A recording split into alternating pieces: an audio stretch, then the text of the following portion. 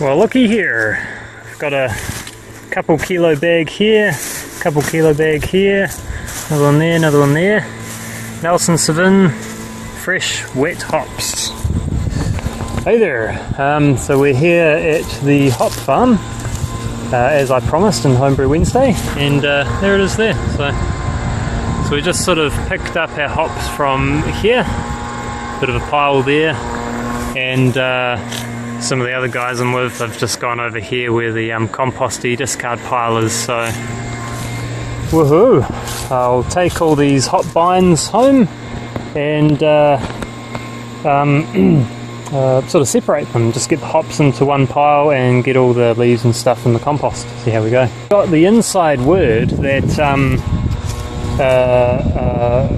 Renaissance Brewery just today took about 300 kilos of wet hops, and what was the other one? Sprig and Fern took about 150 or 160 kilos. So the brewers are they're doing it, aren't they? You know, they're getting into the wet hop thing. So pretty cool. So here we've got the hops, Nelson Sauvin, wet hops, and I've just sort of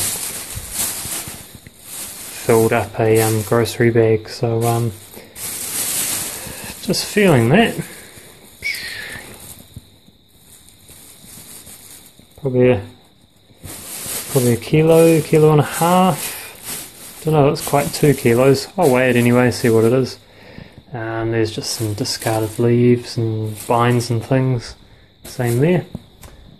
This is interesting though. I'll show you this. Pop the camera down.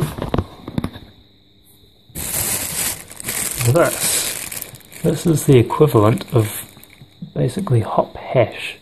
This is just a ball of pollen or lupulin and the oils and things. Look at that. Isn't that amazing? It's a big squishy sticky ball, and smells amazing. So there you go.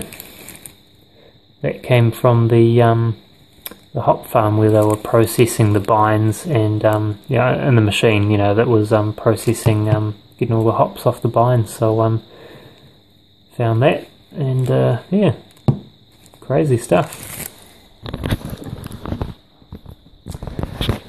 So that pretty much concludes the hop picking. Cheers.